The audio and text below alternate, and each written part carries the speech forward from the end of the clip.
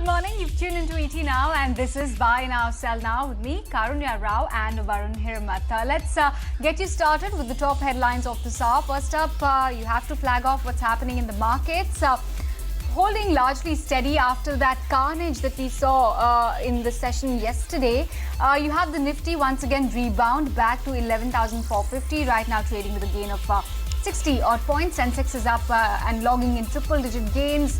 Mid-cap also in the green, but small-cap index continues to witness some pressure. It's down 0.6%. Autos, metal indices are the ones that are leading the up move today. But all eyes are on the important AGR case. The Supreme Court will be deciding the fate of bankrupt telcos as well today. So the verdict will be out very, very soon now. So all eyes will be on that. Meanwhile, let's talk about some auto numbers trickling in for the month gone by. You have Escorts total sales up 80% YOY. They've come in way above expectations as well at 7,268 units. Meanwhile, Maruti has also once again managed to deliver units in the excess of 1 lakh once again this month, logging in a double-digit gain not only sequentially but on a YOY basis as well. GDP shocker is something as well that we'd like to bring to your notice. Once again, the economy has shrunk nearly 24% versus the expectations of 19% in Q1. HSBC says they continue to expect 7.2% GDP contraction in FY21. The GDP is likely to return to pre-pandemic levels by early 2022. Morgan Stanley says that they expect FY21 contraction at 4.7%. Finally, you have L&T as well in focus. They've sold their E&A business to Schneider for 14,000 crore. The deal is complete. We also had the management speak to us on ET Now earlier today. We'll get you the bites from that as well. But they said that it's a win-win deal from business perspective and also for the employees. So Varun, there you go. These are the top headlines.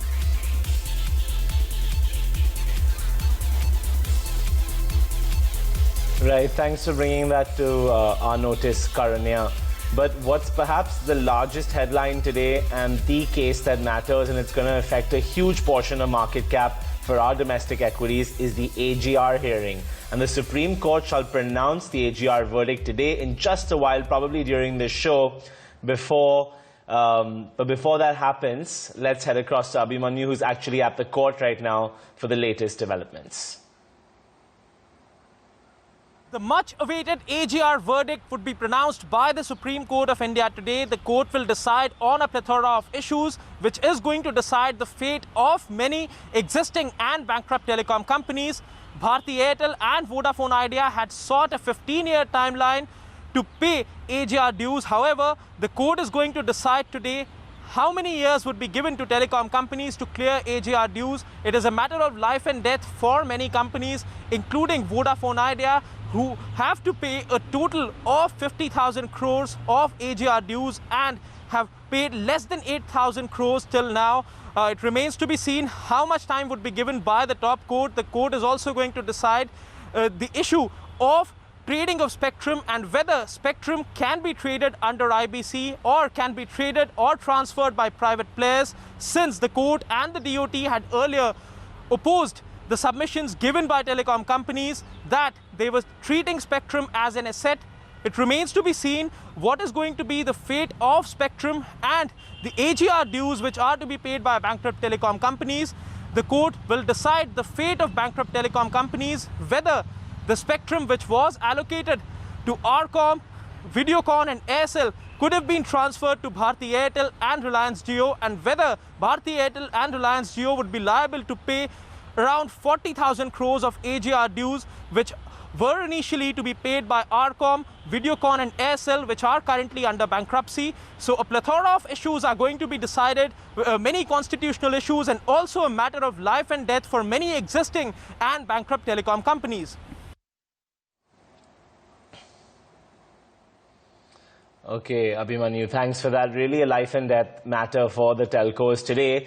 But you know what? We keep talking about the fact that the telcos have to pay their AGR dues or their spectrum dues. What we don't talk about is that the telcos have to also return money to banks. And there's a lot of telecom exposure there. And that's also today on the back of this very same hearing got the entire banking pack in focus, because you have some very large outstandings over here. SPI at 42,000, HDFC Bank 16,000. You have Kotak Bank also in there with 5,000 crore. Then you have a Bob at 14,000 crore. You have a Yes Bank with 8,200 crores. So that is a key recoverable for them. They're in major stress. You have an IDFC Bank at 5,700 crore. Now, it may not seem like a lot of money, but right now, due to also what's happening with moratorium and capital raise, a lot of these smaller banks really need capital. So if they can recover some of their dues from the struggling telcos, it'll be really good for them. Of course, we'll instantly see the reaction post the case on the banking index, as well as the select banking stocks that are currently on your screen. So do keep an eye out for those. But Karunya, let's come back to you, and could you help us out with what else is happening in the market today, and perhaps where some interesting pockets may lie this morning? Absolutely, and just as we had flagged off as part of the headlines as well, markets have rebounded quite a bit, which is some good news coming in after yesterday's carnage. And from the sectoral indices, the ones that are in the green and that are leading the up move today essentially are Nifty Auto, which is up about 0.7%. I'm sorry. Nifty IT is looking very upbeat as well. It's gaining in the excess of 1%. So is the metal index. Nifty Pharma is also showing some amount of resilience in trade. But on the flip side, what is capping this up move today is the Nifty Realty, Nifty PSU banks, which continue to trade weak. Nifty Bank is completely flat as we speak. And as far as some individual performers are concerned, you have an NTPC, Hindalco, JSW Steel. There you have it, all metal heavyweights, which are lending a significant amount of support to the markets. You also have an Asian Paints gain in the excess of 3%. Eicher Motor seems to be in top gear right now, up nearly 3%. Wipro, Grasim, Bajaj Finance. These are the stocks that are essentially gaining from the benchmark index. But let's get you to see our BNSN stock cloud as well to keep a check on all of the stocks that matter in trade today. Starting with an Escorts. Very solid numbers for the month gone by, beating expectations of the street and the ET Now poll. They've delivered in the excess of 7,200 units in the month gone by. So yes, Escorts reacting quite positively to that. You also have a Maruti that continues to be in the limelight. It's gaining around 1.5% as we speak. Their numbers have also been bang in line, and once again they've managed to sustain that 1 lakh above units for their monthly sales, which is also, as a trend, also looking quite encouraging and quite optimistic at this point in time that the company perhaps will be able to sustain it even in months to come. Vodafone Idea and Bharti Airtel continue to be in the limelight. We've talked enough about that impending verdict on the AGR dues. The verdict will be out in moments from now, so we're all waiting for that. Meanwhile, these are the two stocks to keep on your radar. And of course, you also have the likes of a Biocon. Their biologics business and Mylan have launched insulin in the US market that is used for diabetes patients. So this is an update that's keeping Biocon in focus. L&T on completion of that deal with Schneider. There's Dredging Corp, an earnings candidate. Strong numbers delivered actually by the company. They've seen a very solid margins expansion, and they've managed to deliver a profit of close to 12 crore. ONGC, an important earnings candidate to keep on your watch list today. They'll be delivering their Q1 report card. Ahead of that, the stock is trading quite weak. JK Cement, another one to keep on your radar. They delivered their numbers last evening. It's been a weak set, and even the response to that has been fairly weak, and so has Spandana Spurti for that matter. And NBFC that delivered their numbers yesterday continues to trade weak in today's session. But let's touch base with our guests on the show. We have Aditya Agarwal and Vikas Sethi joining us this morning. Thank you so much for taking time out, gentlemen. Aditya, coming to you first. What are your picks for the day? Good morning, Karun, and thanks for having me on the show. So I've got a couple of buy recommendations, given the fact that the market is trying to find its feet and show some sort of a resilience and trade above 11,500 for a move again back to 11,600. So one has to be from the IT pack. As you just mentioned at the start of the show, that the IT is performing well. Wipro is one stock which has actually moved up in day today, and it's showing good strength. It has moved up from the lower end of the channel. So I've got a buy recommendation on Wipro for a target of 295 on the upside, keeping a stop loss at 265. The second stock is from a pharma biocon. Again, very strong move on the stock, backed by extremely healthy volume. It's already touched yesterday's volume, and it's on the verge of breaking out of that volume, crossing yesterday's volume. So there's a strong move on biocon. It has broken out from a downward sloping channel as well. So I've got a buy recommendation out here for target of 415, keeping a stop loss at 380 on the downside.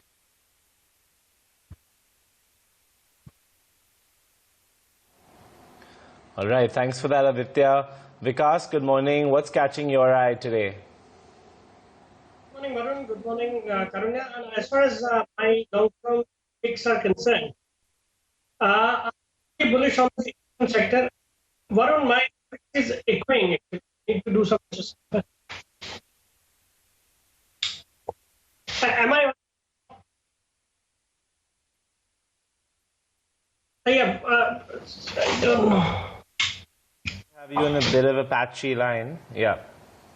Yeah. No, as far as my long-term picks are concerned, the two stocks which I would like to recommend today, they both come from the insurance space.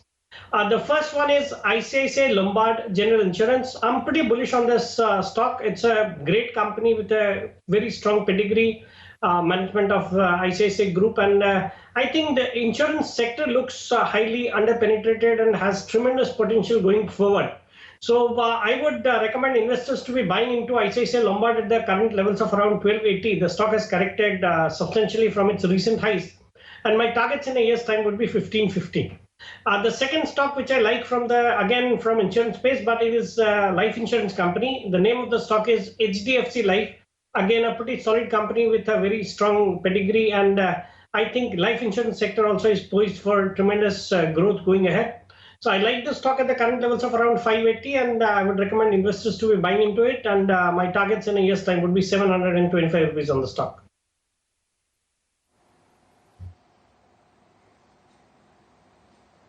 Okay, great. So Vikas is looking at the insurance space quite closely this morning. Thanks for that. Let's now get a move on with our queries. And the first one is a company that's been in the limelight recently for some pedigree investors entering the counter, and that's Vatek Vabag. We know Rakesh Jhunjhunwala's family has now entered. They've also done a pref. They've raised a lot of money. So there's a lot happening there. And we have a query from Hyderabad, Nageswar Rao. He's quite a regular. He's written to us before. And he'd like to know if the current valuation makes it a good time to buy Vatek Vabag. And he's looking at it from a short to long-term view. And he'd like to know how the risk-reward's shaping up. So, Aditya, let's come to you first. Do you think Vatek looks like a reasonable price to enter right now? Or do you think there's some euphoria that's been built in because of the recent fundraising and that perhaps one can wait for that to cool down before they look at an investment here? Yes, definitely the stock was headed higher due to the euphoria of Rakesh Jhunjhunwala investing. But mind you that there was good volume activity which led the stock higher. And the correction that we're witnessing for the last trading sessions is on shallow volumes. So that tells me that the trend might just hold on. The move which has started might just continue on the upside. But I would like to enter slightly at a lower price, closer to about 180 to about 176 on the downside. That would give me a comfort because 160 is a good strong support zone for the stock. So the risk to reward would be in favor around 180 to about 175 on the downside, keeping a target of 230 to about 240 on the upside.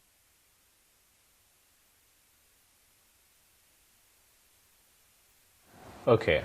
So despite the euphoria, you think that the volume activity suggests that there is some juice left over here. Vikas, what's your take on a Vatek? Is it more fundamental?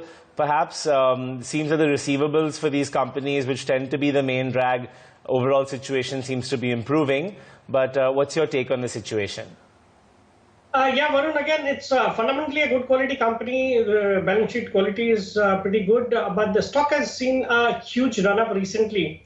And after the name of the marquee investor, Mr. Rakesh Jhunjhunwala, having been tied up with the stock, who has put in money into Vatek Vabag at levels of around 160, the stock went on to touch a high of around 240 recently, and from there it has seen a sharp correction. I think this correction could extend further. So my advice would be to get into this stock at levels closer to around 165, 170, and I'm hopeful that in the next 1 year we could see it scaling back to its recent highs of around 250.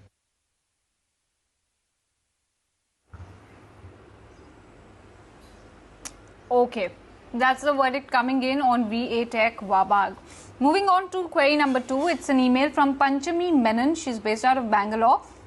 Wants our experts to suggest a better stock pick between HDFC Bank or Kotak Mahindra Bank, and they want us to factor in the fact that HDFC Bank will have a leadership change very soon at the top deck. So tell us about the fundamentals of both of them, Ashish, Vikas, if you could, for our viewers, and especially Miss Menon. And which of the two would you rather recommend her to buy at the current juncture? That way, both the banks are good quality private sector banks, and I remain bullish on both of them. However, if I were to pick one of them, I would like to go with an HDFC Bank with the kind of consistent track record which HDFC Bank has been delivering over the last so many quarters. I think HDFC Bank should be preferred, and currently it trades at around 1125. I think if one were to invest in HDFC Bank at the current levels also and use a staggered approach to be buying into it on every declines, the markets could give opportunities. I have a target of around 1300 rupees on HDFC Bank in 9 to 12 months.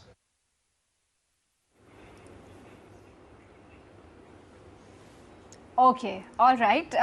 What about you, Aditya? Going by the technicals of both of these stocks, Kotak, yes, it has seen its ups and downs, but over the last 1 month, both of these banks, actually, for that matter, have seen a good run up. Kotak mostly has been range bound around 1300 odd levels, whereas HDFC has seen a visible uptick in the last 1.5 to 2 months. Which one do you think has more potential for growth from here on, and what will be your preferred pick within the two? The two both look similar on charts, to be honest. Similar chart structures, so both have seen a decent up move. But yes, of late, HDFC Bank has slightly edged Kotak Bank ahead, and Kotak Bank is facing resistance around its 200 DMA.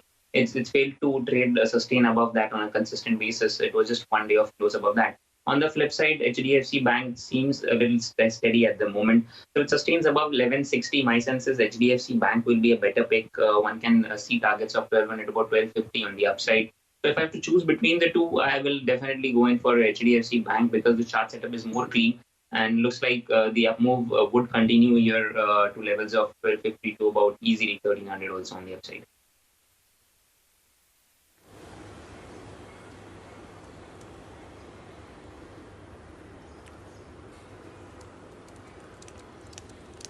Okay, thanks for that. Let's get a move on then to our next query, and that is from Archit Khurana, and he's from Jalandhar. He wants to look at Sun Pharma, and he wants us to suggest a good entry point for him.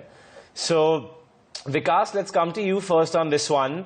You know, it's participated definitely in what happened with pharma, but a lot of seasoned investors had complaints that perhaps not to the degree that they were expecting. The recent AGM was also quite positive. So do you think, based on the latest commentary, that it's the right time to enter Sun Pharma? As far as the stock is concerned, I'm bullish on the stock, but the stock has also participated in the pharma rally, which we've been witnessing over the last few months. So I would be more comfortable buying into the stock at closer to 450, 460 odd levels. And I think since the markets also look a bit cautious these days with the kind of fall which you had seen yesterday, I think one could see these levels in any market fall which we expect. And that would be a good time to enter into Sun Pharma from a long-term point of view. And I think we could look for a target of around 700, 725 on this stock in the next 9 to 12 months.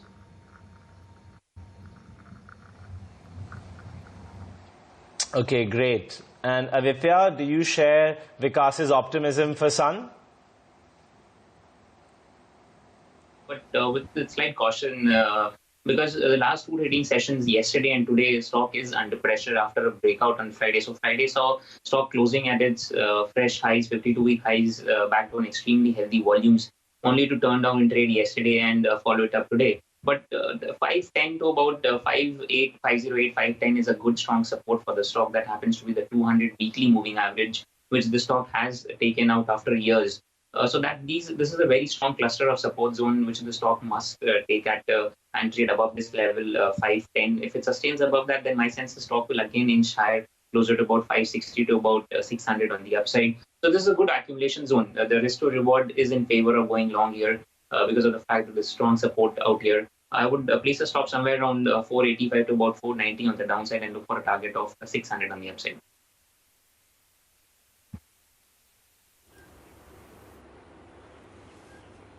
Okay, well, thank you so much, Aditya and Vikas, then for joining in and helping our viewers out. Always a pleasure chatting with the both of you.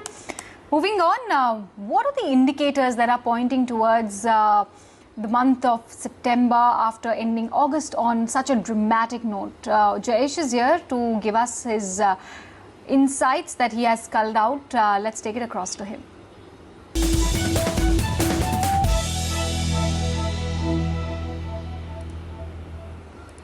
The markets have been gloomy as far as the last 5 Septembers are concerned, because if you have a look at the performance of the frontline indices, all 4 of them, the Nifty Bank, as well as the small and the mid cap indices, have declined anywhere between 1.2% to 3.7% on an average basis during the last 5 Septembers. Also, they have managed to decline 3 and 4 times in the last 5 years as well.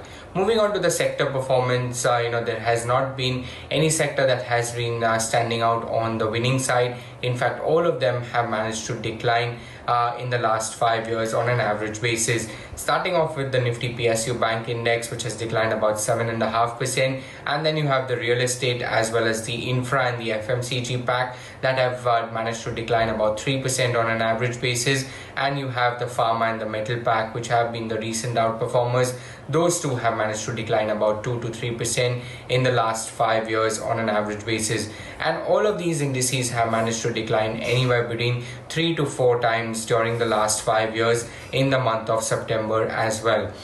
Interestingly, there have been no stocks that have actually gained or that have managed to gain in the month of September, while we have a lot of stocks that have managed to decline, which is the Pyramid Enterprises 12.5% decline for that one, as well as Union Bank of India, as well as SBI that have managed to decline from the banking space, and you have the odd Bosch as well as the BHEL, which feature in this list.